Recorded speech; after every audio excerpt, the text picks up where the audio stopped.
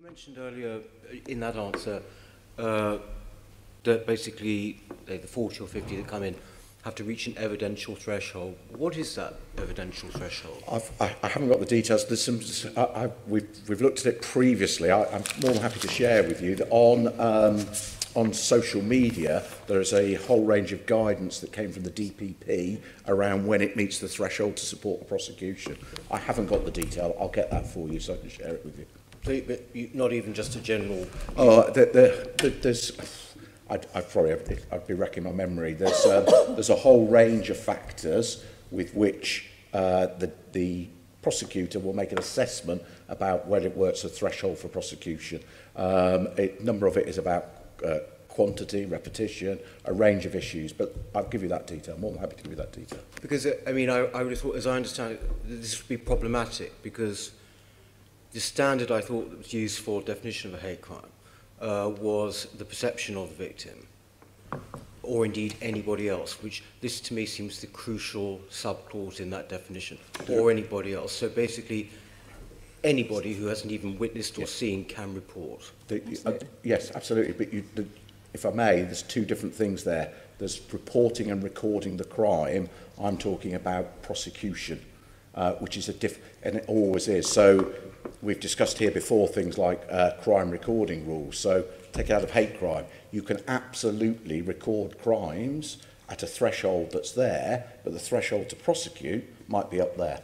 But as I understand it, that's quite normal in all of our processes. What seems odd about this particular area of crime is that possible incidents go straight into the statistics, don't they?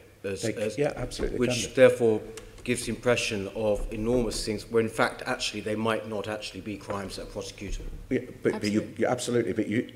And this is where we've got to be real. So you can have hate incidents, hate crimes, and hate prosecutions.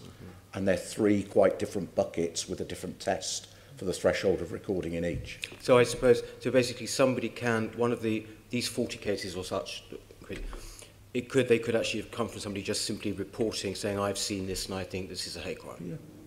Some. That doesn't cause problems for you, surely? Well, but we have that in lots of areas of things where you can get things that are an incident, that are not a crime. That definition we can have. So I spoke to a lady yesterday. She came up to me in the street and told me about something she had found very upsetting online. She's reported it. I want to know about it. It may fit in with a trend. Yeah. It may be something that the company can do something about straight away. That's all to the good. Yeah. It may very well not end up with a successful prosecution. She doesn't want it to anyway, but even if she did, it might not. But that is in the nature of police work. But I wouldn't want you to think that, first of all, the 40 to 50 is absolutely not all made up of one. No. It's about 50%, we think, at the moment that don't reach what you would think of as the evidential test. No, but there's still action taken on them. But do you see that the problem, it seems to me, particularly with this crime, is almost does not need evidence to actually make it onto a kind of statistic? But could I just, I hesitate... No, isn't this the truth, though? No, but I hesitate to sort of intrude into the the vagrancies of crime recording. Of incidents reporting to prosecutions. Yeah. Yeah. But actually, if you look at those reports that are coming through, the incidents that are coming through reports that then get recorded as a crime, there is very little variations. I think what lies behind your question, forgive me if I'm wrong, is that there's more reporting of incidents coming through, and when they're looked through, they probably drop, and so we're not getting a fair view of hate crime in the capital. I don't think that is the case, because when you look, you're seeing a pretty good conversion from incidents being reported to actually crimes being recorded. And sometimes, actually, when incidents are reported, the number of crimes goes up because of the number of victims that are there. So there isn't... actually, when you look at there's quite a steady stream, and it isn't that there's a great disparity because of the definition of hate crime and the way that incidents can be reported. No, absolutely. I think there's no question about it. That obviously, if somebody's attacked or something in the street, something like that, of course, we all know exactly what that is. I'm addressing particularly the online hub and the, I think, highly problematic things that can arise out of this, where basically, essentially, comments that are made or whatever can be categorized as hate crime. I mean, because we talk a lot about hate crime, we very rarely actually hear examples of what that hate crime might be. We almost never hear it, in fact.